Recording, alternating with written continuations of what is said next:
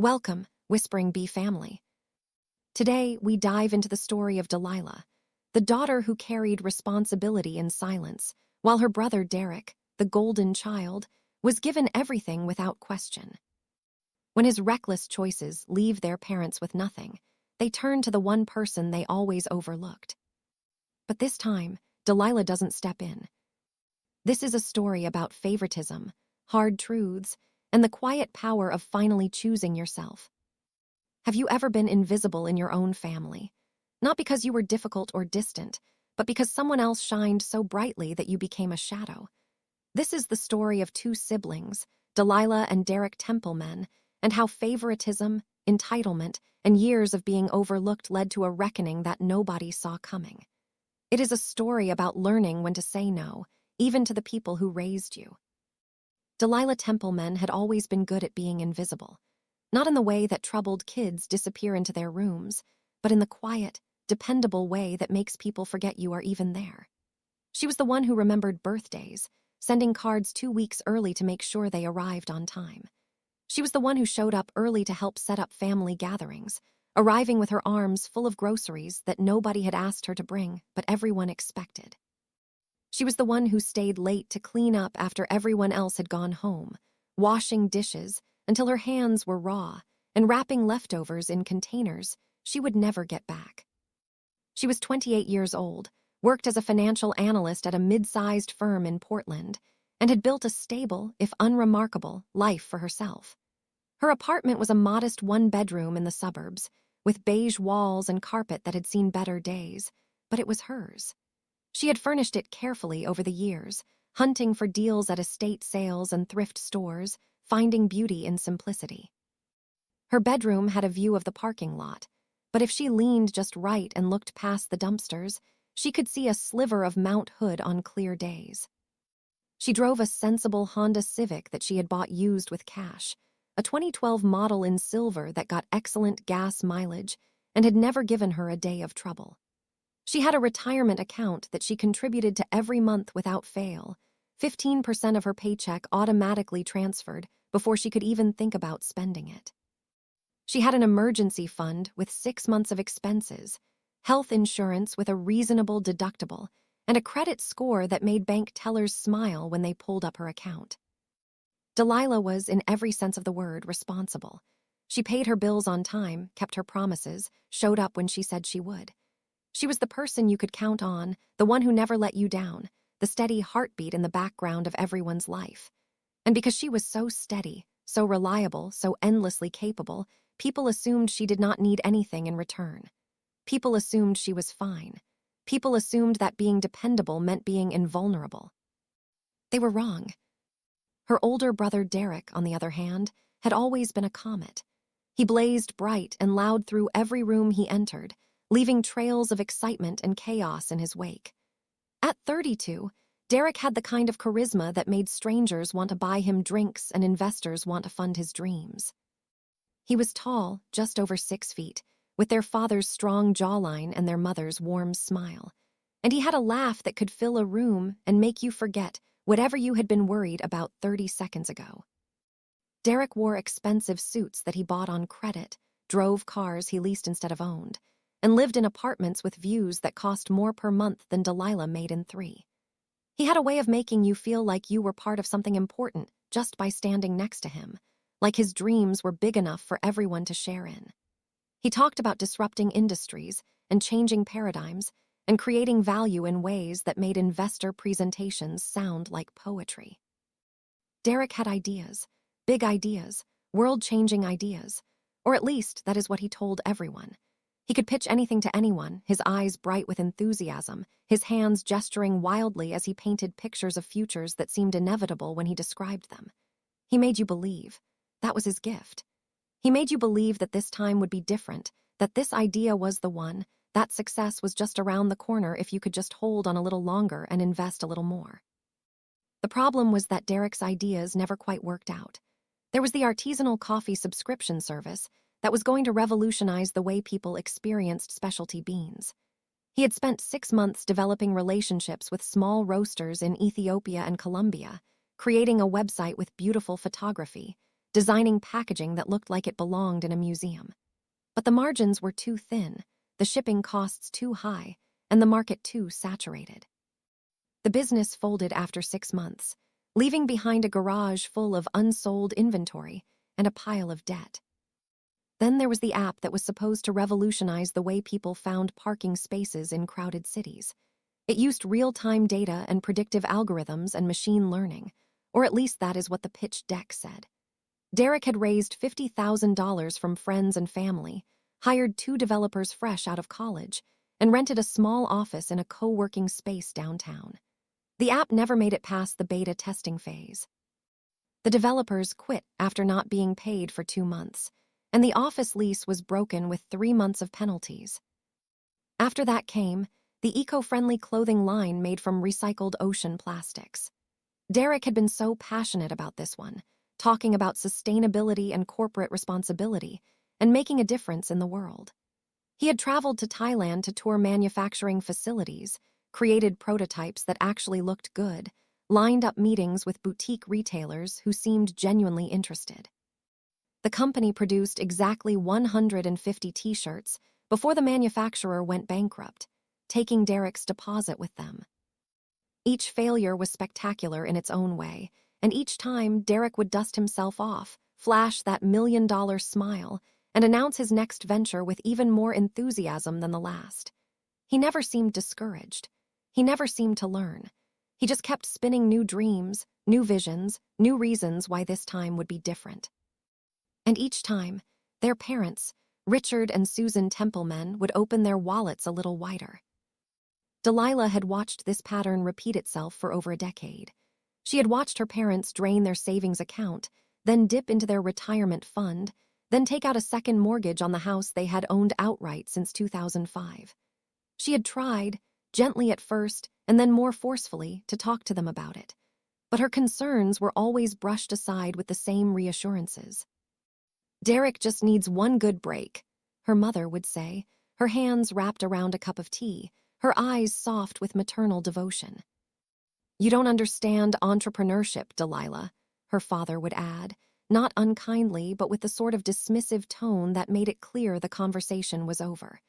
"It takes money to make money. Derek is building something. You just have to have vision." Vision, that word haunted Delilah. It was the excuse for everything. Derek had vision. Derek was a dreamer. Derek was going to change the world. And Delilah was just practical, boring, safe. She worked her 9-to-5 job, paid her bills on time, and saved for the future like some kind of corporate drone. Where was the vision in that? The favoritism was not new. It had been there since they were children, subtle at first but growing more pronounced with each passing year. Delilah remembered being 7 years old and bringing home a certificate for perfect attendance. She had been so proud, clutching that piece of paper with its gold star and fancy border. Her mother had smiled and put it on the refrigerator, right next to a crayon drawing Derek had made that same day. By the end of the week, Derek's drawing was still there, but Delilah's certificate had been moved to make room for a grocery list. When Derek brought home C's and D's in high school, their parents hired tutors and blamed the school system. The teachers did not understand Derek's learning style, they said. He was too creative for traditional education. He needed more one-on-one attention, more engaging material, more flexibility. So they paid for private tutoring 3 times a week, bought him every educational software program on the market, and attended conferences about alternative learning methods. When Delilah brought home straight A's, she got a pat on the head and a reminder not to study so hard that she forgot to have fun. Nobody asked how she was doing it or if she needed help or if she was stressed. Good grades were expected from Delilah, not celebrated. She was smart, everyone said, as if that explained everything and required nothing.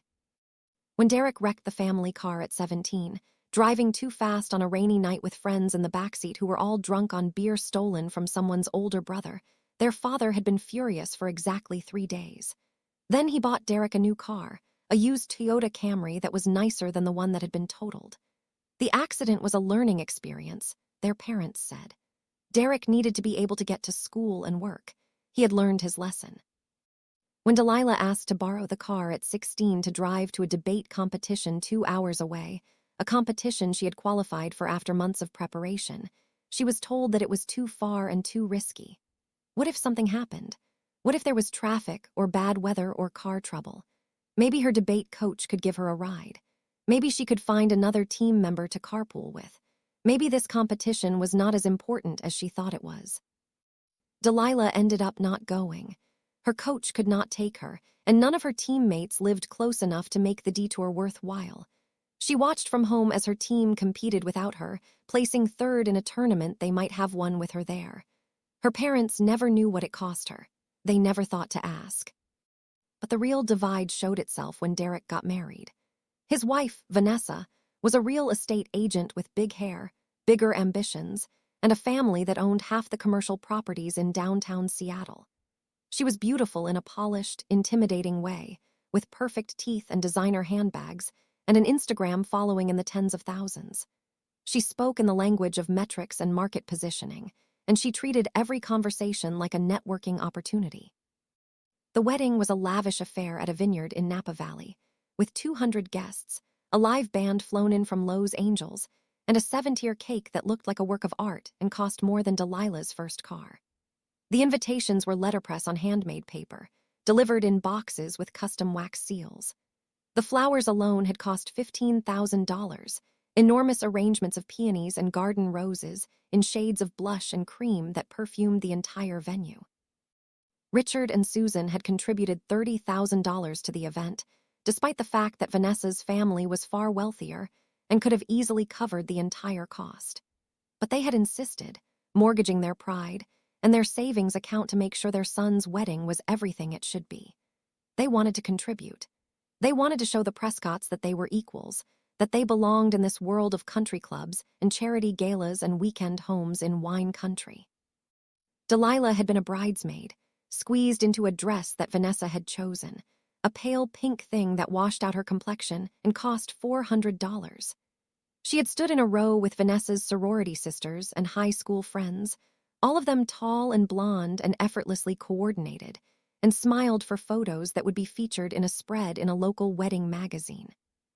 She had listened to toasts that praised Derek's vision and ambition, Vanessa's grace and beauty, and the perfect future that surely awaited them. Nobody mentioned Delilah except to say that Derek was lucky to have such a supportive sister. Delilah had gotten married 2 years later to James, a kind and steady software engineer who made her laugh and never forgot to take out the trash. James was not flashy or charismatic. He did not fill rooms with his presence or make people feel like they were part of something extraordinary. But he saw Delilah. He noticed when she was tired or stressed or sad. He remembered the little things, like how she took her coffee and which brand of dark chocolate she liked, and that she needed at least 20 minutes of quiet time after getting home from work before she could deal with anything else. Their wedding was a small ceremony in their parents' backyard with 50 guests, a DJ who also worked as a high school music teacher and charged a third of the going rate, and a simple 2-tier cake from Costco that was perfectly fine but not particularly memorable. Delilah had worn a dress she found on sale at a department store, pretty but practical, the kind of dress she could wear again to other events if she wanted to. The flowers had been arranged by a family friend who ran a small florist shop, simple bouquets of daisies and baby's breath that cost less than $200 total. Richard and Susan had contributed $500, handed over in a card with a note about how they wished they could do more, but things were tight right now. They did not explain what had made things tight, but Delilah knew. She knew about the money they had just given Derek for his latest startup. She knew about the vacation they had taken to Seattle to visit Derek and Vanessa. She knew about the new furniture they had bought for the guest room, so it would be nice when Derek and Vanessa came to visit. They had spent most of the reception talking about how much they missed Derek and Vanessa, who were on a business trip in Singapore and could not attend. A business trip that could have been rescheduled, but was not, because the conference was important and Delilah would understand. She always understood. Susan had shown everyone pictures on her phone of Derek's latest venture, some kind of tech startup that was going to disrupt something or other. Richard had talked about how proud he was of his son, how Derek was really making something of himself. Delilah had danced with James to their first song, a classic that everyone knew, and tried not to feel the absence like a weight on her chest. Her wedding was lovely. It was, but it was also a stark reminder of where she stood in the family hierarchy. Derek got the grand gestures and unlimited funding. Delilah got the leftovers and the understanding that she should be grateful for them. The in-law dynamic made everything worse. Vanessa's parents, Martin and Colleen Prescott, were polite but distant with Delilah whenever the families gathered for holidays. They treated her like furniture, pleasant enough to have around but not particularly noteworthy. But Derek was their golden boy. Martin would clap him on the back and talk about business opportunities, about connections in the industry, about how Derek reminded him of himself at that age. Colleen would fuss over him, making sure his plate was full, his drink was topped off, his every comfort attended to. And Richard and Susan ate it up. They loved being associated with the Prescotts, loved that their son had married into such a successful family. At every gathering, Delilah watched her parents transform into younger, more eager versions of themselves, laughing too loud at Martin's jokes, complimenting Colleen's cooking with an enthusiasm that bordered on desperation. It was as if being in the Prescotts' orbit made them feel more important, more successful, more worthy. Delilah, meanwhile, was left to help in the kitchen with the other overlooked spouses and relatives, washing dishes and wrapping leftovers while the golden children held court in the living room. The worst part was not the money or the attention. The worst part was that nobody seemed to notice. Or if they did notice, they did not think it mattered. Delilah was fine. Delilah was always fine. Delilah did not need help or praise or validation because Delilah was responsible, and responsible people did not need those things. They just kept showing up, kept doing the work, kept holding everything together while everyone else fell apart. And so, Delilah showed up. She showed up when her father had his first heart scare, a frightening episode that started with chest pains during a Sunday afternoon football game and ended with 3 days in the cardiac unit and a diagnosis of coronary artery disease. She had taken time off work to drive him to his cardiology appointments, sitting in sterile waiting rooms and taking notes during consultations about medications and lifestyle changes. She had researched diets and exercise programs, bought him a pill organizer, and set up reminders on his phone, called every week to check in on his progress. Derek had been in the middle of launching his latest startup, some kind of meal kit delivery service focused on busy professionals, and could not get away. He sent flowers to the hospital, expensive ones from a fancy florist, with a card that said he was thinking of them. Richard had kept that card on his nightstand for weeks, proof that his son cared, even if he could not be there in person. She showed up when her mother fell and broke her hip, a nasty fracture that required surgery and months of physical therapy. Delilah had rearranged her schedule to drive Susan to appointments 3 times a week, helping her through painful exercises and encouraging her when she wanted to give up. She had researched recovery timelines and adaptive equipment, installed grab bars in her parents' bathroom, rearranged furniture to create clear pathways for the walker. Vanessa had an important open house that week, a multi-million-dollar property that could make or break her quarterly numbers, and simply could not reschedule. She sent a fruit basket and a note about how sorry she was to miss this difficult time. Susan had displayed that fruit basket on the kitchen counter until the bananas turned brown and the apples started to wrinkle, pointing it out to visitors as evidence of how thoughtful her daughter-in-law was. Delilah showed up for Sunday dinners, week after week, even when she was exhausted from 60-hour work weeks and all she wanted was to stay home in her pajamas and watch Netflix. She showed up for holiday gatherings, bringing dishes she had spent hours preparing, helping to set tables and serve food and clean up afterward. She showed up for birthdays and anniversaries and random Tuesdays when her mother called and asked if she wanted to come over for coffee. And every time she showed up, she was invisible. Conversations happened around her, not with her. Her parents asked about work in the vague, cursory way that people ask when they are being polite but are not really listening. They did not ask about her hopes or dreams or struggles. They did not ask if she was happy or fulfilled or scared or lonely. They asked if she was doing okay, and when she said yes, they believed her and moved on to more interesting topics.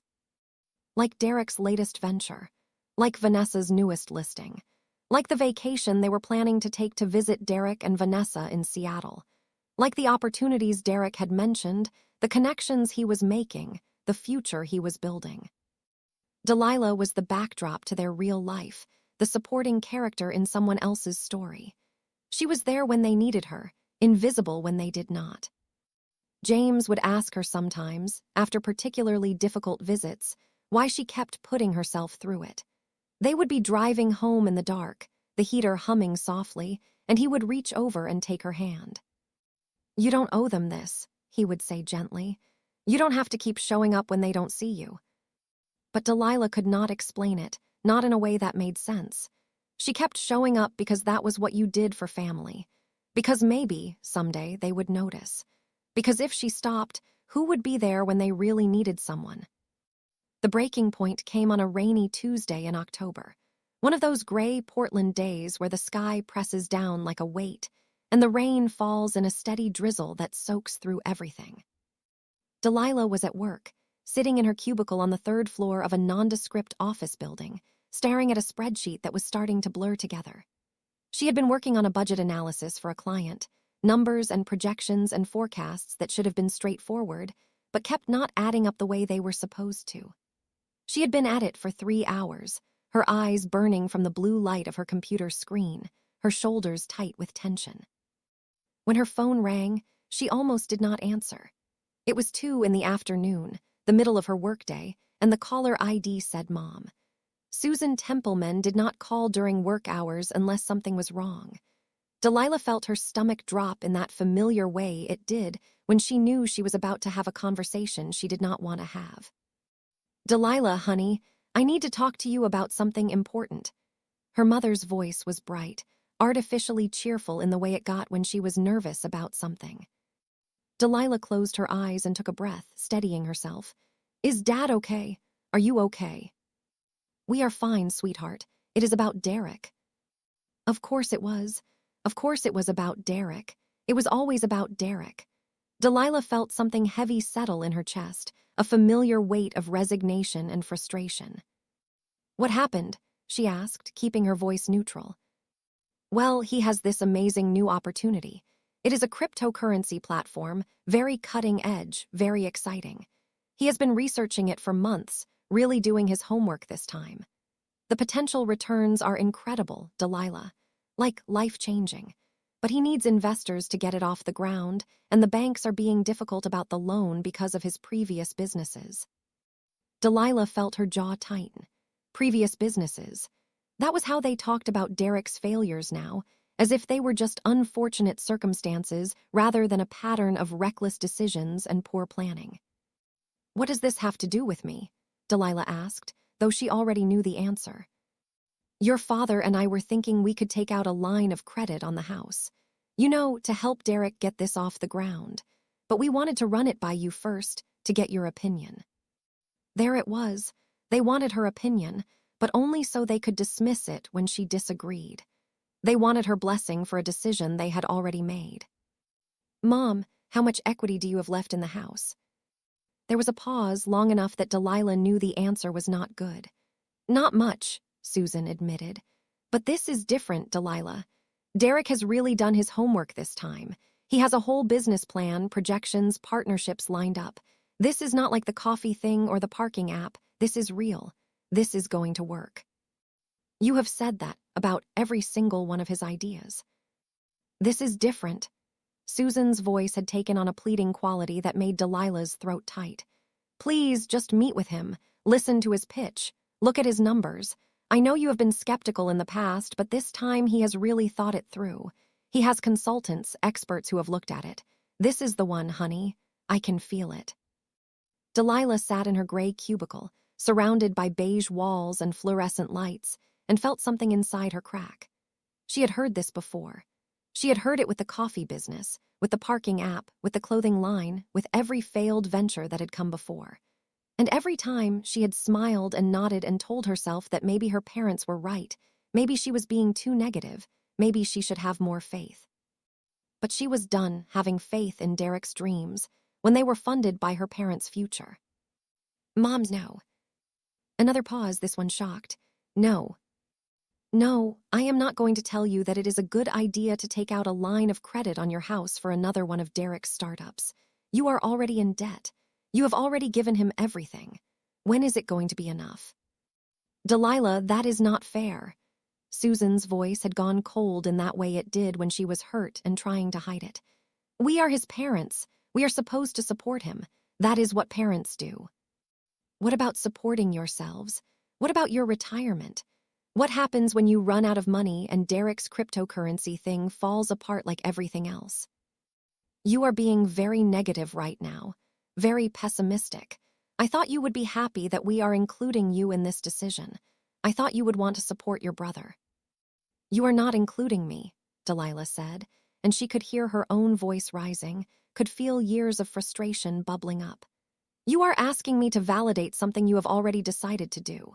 You are asking me to tell you that it is fine to risk everything for Derek when we both know it is not fine. It has never been fine. I have to go, Susan said abruptly. Your father needs me. We can talk about this later when you are in a better mood. Mom, wait. But the line was already dead. Delilah sat there for a long moment, staring at her phone, feeling the familiar weight of being the difficult one, the unsupportive one, the one who did not understand. Around her, the office hummed with its usual sounds. Keyboards clicking, phones ringing, the distant hum of the copy machine. People living their ordinary lives while Delilah's world tilted on its axis. She wanted to call back. Every instinct in her body screamed at her to call back, to apologize, to smooth things over the way she always did. To say she was sorry for being negative, sorry for not supporting Derek, sorry for existing in a way that made everyone uncomfortable. She had spent 28 years apologizing for taking up space, for having opinions, for not being quite as easy as everyone wanted her to be. But something in her had shifted. Something fundamental had cracked, and through that crack, she could see the truth that she had been avoiding for years. She was tired. So deeply, bone-achingly tired of being invisible until she was needed to rubber stamp their bad decisions.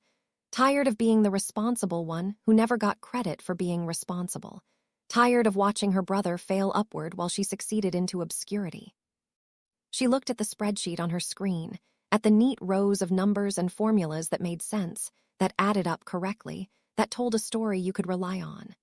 This was her world. Numbers and logic and consequences, cause and effect.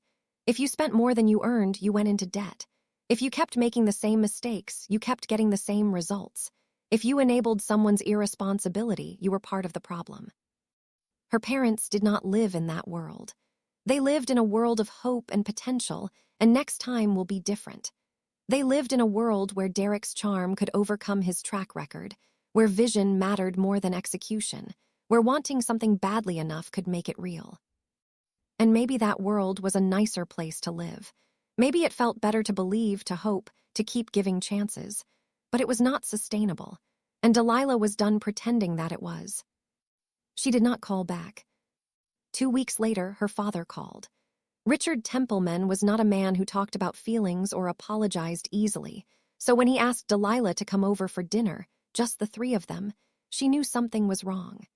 She agreed, more out of habit than anything else, and drove to her childhood home on a Saturday evening with a sense of dread pooling in her stomach. The house looked smaller than she remembered, older. The paint on the shutters was peeling, and the garden that her mother had once kept so meticulously was overgrown with weeds. These were not the hallmarks of people who had money to invest in cryptocurrency platforms. Her parents were waiting in the living room, sitting side by side on the couch like defendants awaiting a verdict. Susan's hands were folded in her lap, and Richard kept clearing his throat in that way he did when he was nervous. "Thank you for coming," Richard said. Delilah sat down in the armchair across from them, the same chair she had sat in 1,000 times before. "What is going on?" "We wanted to talk to you about the equity line," Susan said. "We know you were not supportive, but we went ahead with it anyway. We borrowed $200,000. Delilah felt the air leave her lungs. $200,000. On a house that was probably not worth much more than $350,000 in the current market. "We gave it to Derek 6 months ago," Richard continued, "for the cryptocurrency platform. And Delilah's voice sounded strange to her own ears, distant and flat. Susan's eyes filled with tears. It is gone, all of it. The story came out in pieces, each one more devastating than the last. Derek had not actually developed a cryptocurrency platform. He had invested the money in someone else's platform, a friend of a friend who had promised guaranteed returns, who had testimonials and charts and projections that looked legitimate. But it was a scam. A sophisticated, well-orchestrated scam, but a scam nonetheless. The platform had collapsed 3 weeks ago, and every investor had lost everything. Derek had disappeared. Not literally disappeared, but gone silent. He was not answering calls or texts.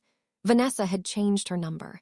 Their house in Seattle was up for sale, and the neighbors said they had moved out in the middle of the night 2 weeks prior. Nobody knew where they were. "We thought he would tell us," Susan said, tears streaming down her face now. "We thought he would come to us if he was in trouble, but he just left. He took the money and he left, and now we have nothing." Richard looked older than Delilah had ever seen him, his shoulders slumped, his hands shaking slightly. "We cannot make the payments on the line of credit. The bank is going to foreclose. We are going to lose the house." Delilah should have felt vindicated. She should have felt that surge of bitter satisfaction that comes from being right when everyone else was wrong. But all she felt was tired. "What do you want from me?" she asked. "We need help," Richard said. "We need someone to co-sign on a loan so we can consolidate the debt, bring the payments down to something manageable, just until we get back on our feet." "You want me to put my name on your debt?" "You are our daughter," Susan said, and there was something desperate in her voice now, something raw and pleading. "Please, we have nowhere else to turn. Derek is gone. You are all we have." And there it was, the truth that had always been there but never spoken aloud. Delilah was the backup plan, the safety net, the one they came to when the golden child failed them. She thought about all the times she had been overlooked, all the times her accomplishments had been met with lukewarm praise while Derek's failures had been celebrated as learning experiences. All the times she had shown up, done the work, been responsible, and received nothing in return. Not gratitude, not recognition, not even basic acknowledgement. She thought about her own life, her own future. She and James were trying to have a baby. They had been saving for a down payment on a house with a yard and good schools. They had plans, dreams, a future they were building together. If she co-signed on her parents' debt, all of that would be at risk. If they defaulted, and they probably would, it would destroy her credit, drain her savings, derail everything she had worked so hard to build. "No," Delilah said. Susan's face crumpled. "What?" "No, I am not going to co-sign. I am not going to put my financial future at risk to fix a problem that you created by refusing to listen to me or anyone else who tried to warn you." "Delilah, please," Richard's voice cracked. "We are your parents." "I know, and I love you, but I have spent my entire life being the responsible one, the invisible one, the one who shows up and does the work and gets nothing in return. I have watched you pour everything you have into Derek while I scraped by on my own. I have watched you celebrate his failures and ignore my successes. I have been the backup plan for so long that I forgot I was allowed to have my own life." "We never meant to make you feel that way," Susan whispered. "But you did, and now you are asking me to sacrifice my future because you refuse to protect yours. I cannot do it. I will not do it." The silence that followed was crushing. Her parents stared at her like she was a stranger, like the reliable, compliant daughter they had always known had been replaced by someone they did not recognize. And maybe she had been. Maybe she had finally become the person she needed to be all along. "There are resources," Delilah said, her voice softer now but still firm. "Credit counseling services, bankruptcy protection, programs for seniors facing foreclosure. I can help you research them. I can help you make calls and fill out paperwork. But I am not going to put my name on your debt, and I am not going to give you money that you will not be able to pay back." "So you are just going to let us lose our home," Richard said, and there was anger in his voice now, the kind of anger that comes from pride being wounded. "You lost your home when you took out that line of credit. I am just refusing to lose mine too." Delilah stood up. Her legs felt shaky, but her resolve was solid. She had spent 28 years being the good daughter, the responsible one, the one who bent and flexed and accommodated everyone else's needs. She was done bending. "I love you both," she said, "but I have to go." She walked out of her childhood home and did not look back. The next few months were brutal. Her parents stopped calling. The extended family got involved, with aunts and uncles and cousins weighing in on Delilah's selfishness, her coldness, her lack of family loyalty. How could she abandon her parents in their time of need? How could she let them lose everything? Didn't she have any compassion? Delilah blocked most of them on social media. She stopped going to family gatherings. She built a wall around herself and James and the life they were creating, and she refused to let anyone make her feel guilty for protecting it. She did, as promised, help her parents research their options. She spent hours on the phone with credit counselors and bankruptcy attorneys, helping them navigate a system that was designed to be confusing and intimidating. She helped them file for Chapter 13 bankruptcy, which allowed them to keep the house while restructuring their debt into manageable payments. It was not a perfect solution, but it was a solution. Her parents accepted the help, but the warmth was gone. Conversations were stiff and formal. They thanked her for her assistance the way you might thank a customer service representative, polite but distant. The easy affection of family had curdled into something transactional and cold. And then, on a Sunday morning in April, Delilah's phone rang. It was a number she did not recognize, but something made her answer. "Delilah." She knew the voice instantly, even though it had been almost a year since she had heard it. "Derek." "Yeah, Hayes, how are you?" The casual tone, the easy familiarity, as if he had not disappeared, as if he had not stolen $200,000 from their parents and vanished into the night. Delilah felt rage bubble up in her chest, hot and acidic. "Where are you?" she asked, keeping her voice level. "I am in Phoenix. Vanessa and I are staying with her sister for a while. Listen, I heard about Mom and Dad, about the bankruptcy. That is rough." "You heard," Delilah laughed, a sharp, bitter sound. "You heard, Derek, you destroyed them. You took everything they had and you disappeared." "It was not like that." His voice had taken on a defensive edge. "I got scammed. I was a victim too. I lost everything, Delilah. Vanessa and I had to sell the house, sell the cars. We are starting over from nothing." "You could have told them. You could have warned them, could have tried to fix it." "I was ashamed, okay? I did not know what to say. I thought maybe I could fix it, make the money back somehow, but it just kept getting worse." Delilah closed her eyes. Even now, even after everything, Derek could not take responsibility. It was always something outside his control, always someone else's fault, always a circumstance that had victimized him rather than a consequence of his choices. "Why are you calling me?" she asked. "I wanted to see if we could talk. Maybe grab coffee or something. I know things have been weird, but you are my sister. I miss you." "No." "Delilah, come on." "No, Derek, you do not get to do this. You do not get to destroy our parents' lives, disappear for a year, and then call me up like nothing happened. You do not get to miss me. You do not get anything from me. I am trying to make things right." "Then make them right with Mom and Dad. Apologize to them. Help them. Do literally anything to fix what you broke, but leave me out of it."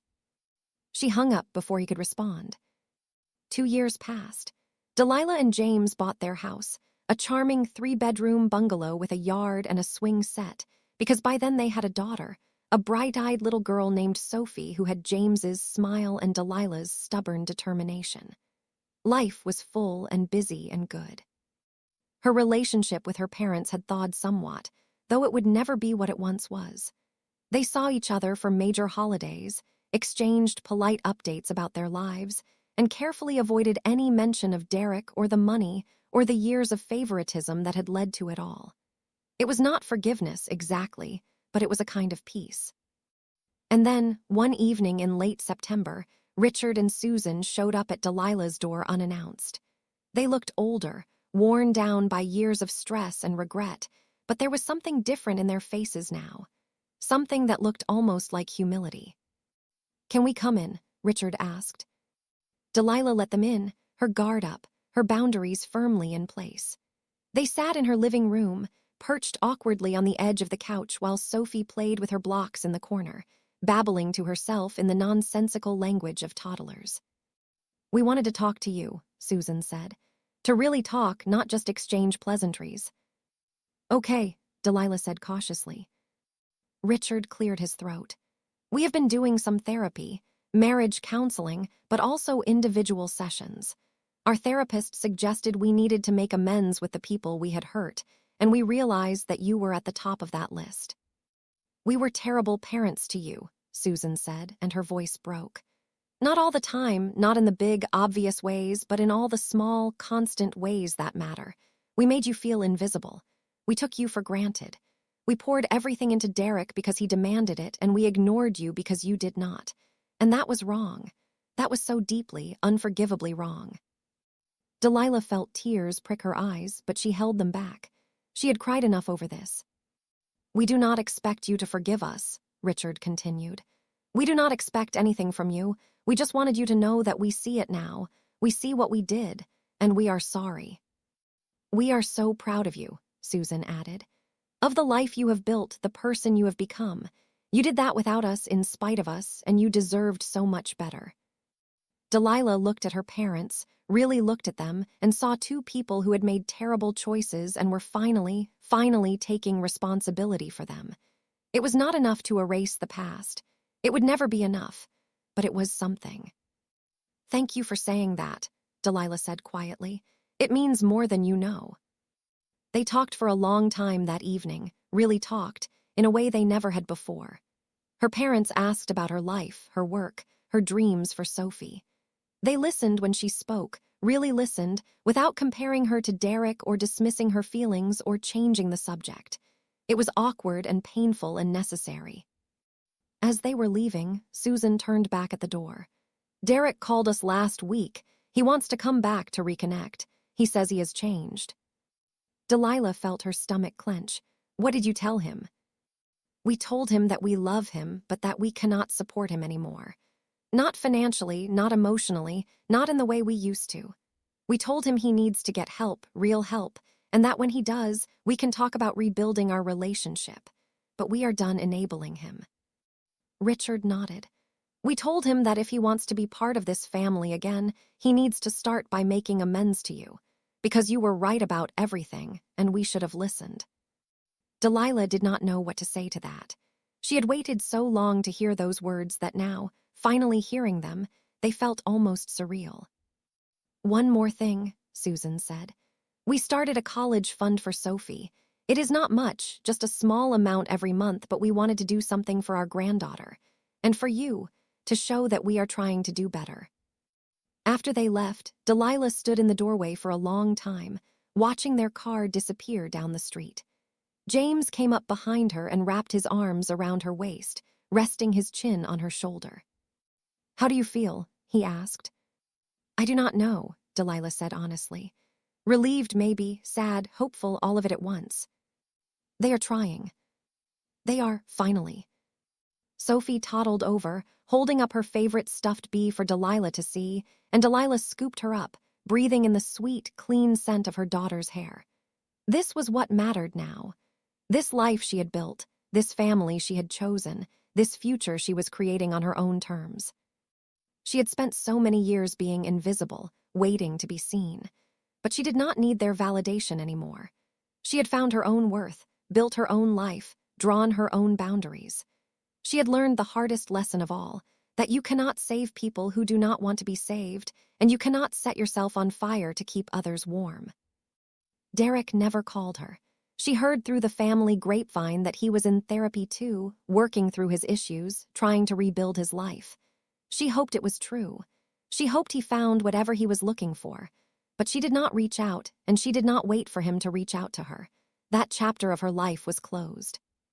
Years later, when Sophie was old enough to understand, Delilah would tell her the story of the golden child and the invisible daughter.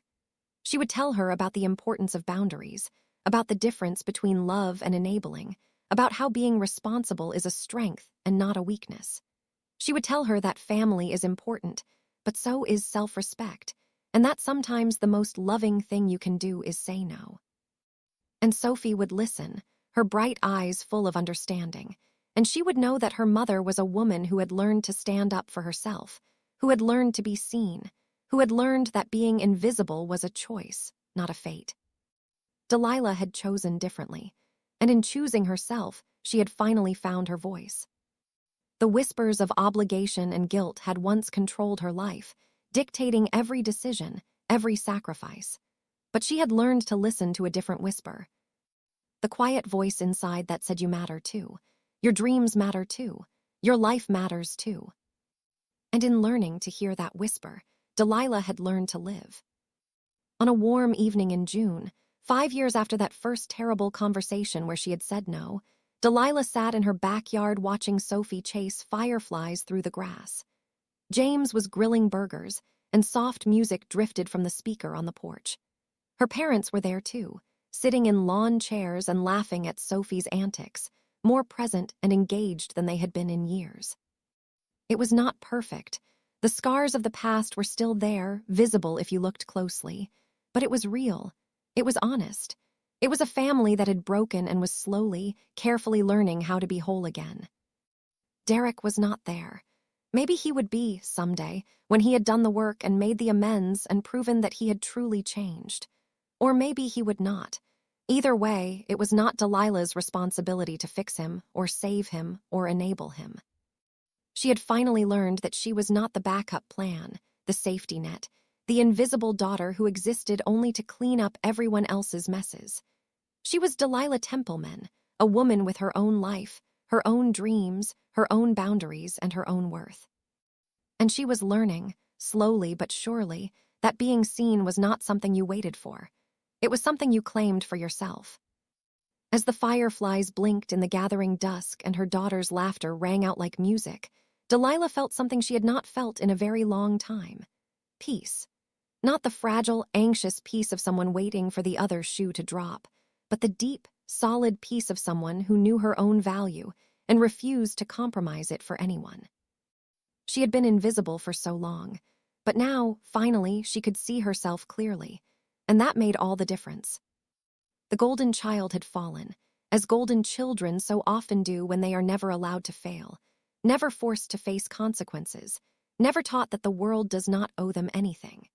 And the invisible daughter had risen, as invisible daughters so often do when they finally realize that their worth is not determined by others, that their strength is not measured by how much they can endure, that their value is inherent and immutable. This was Delilah's story. A story of being overlooked and undervalued, of being used and taken for granted, of reaching a breaking point and choosing herself. It was a story about boundaries and self-respect, about the difference between love and enabling, about learning that you cannot pour from an empty cup. But most of all, it was a story about finding your voice when the world has spent a lifetime trying to silence you, about learning to stand up, speak out, and say no, even when everything in you has been conditioned to say yes. About discovering that the most radical act of love is sometimes refusing to participate in your own destruction. Delilah had learned that lesson the hard way, through years of pain and frustration and feeling invisible. But she had learned it, and in learning it, she had set herself free. The whisper had changed her life, just as the channel promised. But it was not a whisper from someone else. It was her own voice, finally loud enough to hear, finally strong enough to trust, finally brave enough to lead her home. And she was listening,